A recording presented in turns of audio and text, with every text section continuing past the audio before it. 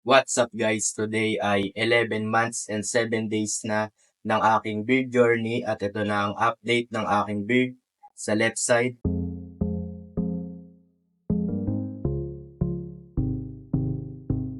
sa right side,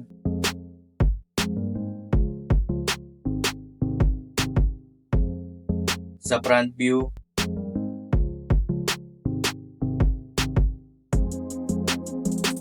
at sa bottom.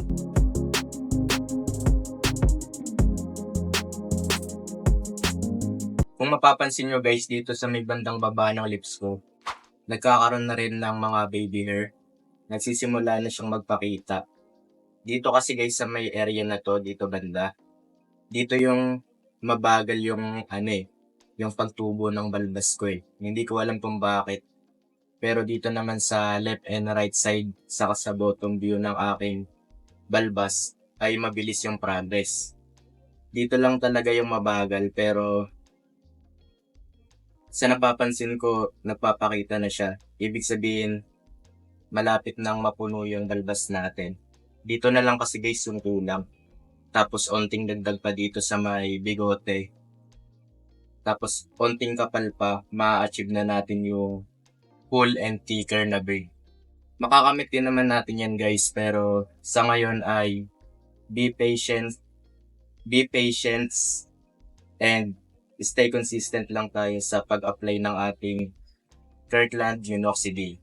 Enjoyin lang natin yung process at wag natin madaliin guys. Magugulat na lang tayo isang araw na ma-achieve na natin yung pinapangarap natin na beard. Yun lang naman yung update guys no ngayong 11 months and 7 days ng aking beard journey at Merry Christmas nga pala sa lahat ng mga nanonood sa akin at sa mga subscribers ko. Onti na lang guys, malapit na tayo maging Santa Claus. At kung hindi ka pa nagsisimula ng beard journey mo, magsimula ka na rin dahil nandito naman ako eh. Pwede mo ako mapanood sa channel ko at gagabayan kita sa pagsisimula mo ng iyong beard journey kasi alam ko na yan guys eh, nanggaling din ako sa wala hanggang sa nag-start ako gumamit ng minoxidil hanggang sa nakikita ko na yung progress ng pagtubo ng aking balbas. Kaya naman, simulan mo na rin yung beard journey mo para sabay-sabay tayo maging Santa Claus ngayong December 25. Saka malapit na rin guys mag-January 2025 no. Pwede nyo idagdag sa New Year's resolution nyo yung muling pagpapahaba at pagpapalago ng mga buhok nyo. Kung kayo man ay nakaka-experience ng paglalagas o naminipis na yung buhok nyo sa ulo o kaya naman tumataas na yung hairline nyo sa ulo, kung napapansin nyo yun guys o kung nararanasan nyo yun ngayon, pwede nyo idagdag sa New Year's resolution nyo yung muling gumanda yung inyong mga buhok. O kaya naman kung gusto nyo magpahaba ng balbas tulad ko, pwede nyo yun idagdag sa New Year's resolution nyo o kaya naman kung gusto nyo rin kumapal yung kilay nyo. At kung paano nyo yan ma-achieve, syempre, hindi naman natin yun ma-achieve ng natural way. Syempre, kinakailangan natin gumamit ng minoxidil para dyan. Ang gagamitin nyo guys, syempre, ay minoxidil 5%. Huwag na kayo gumamit ng mas mataas pa sa 5% dahil hindi na yon FDA approved. Ang legal lang sa USA at saka sa Pilipinas is 5% pababa.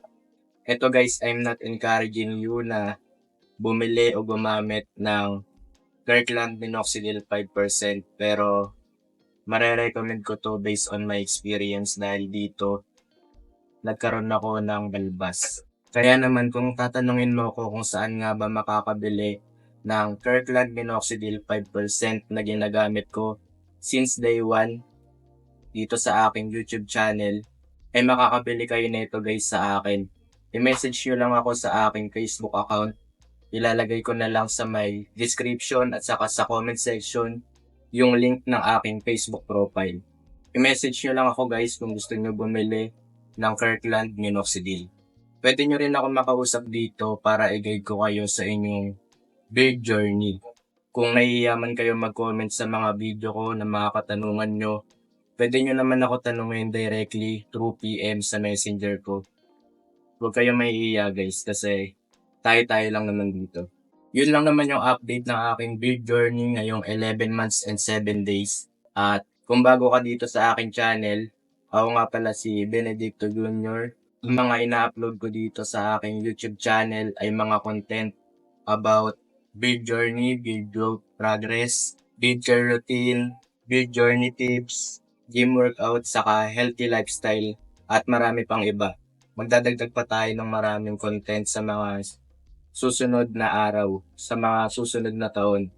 Kaya naman, kung interested ka sa mga ganitong klaseng content, i-hit mo na ang like and subscribe button at i-hit mo na rin yung notification bell para maging updated ka sa mga susunod ko pang video. Mag-comment ka na rin ng mga katanungan mo para masagot natin yan sa mga susunod ko pang video. Maraming salamat guys sa panonood at see you in the next vlog.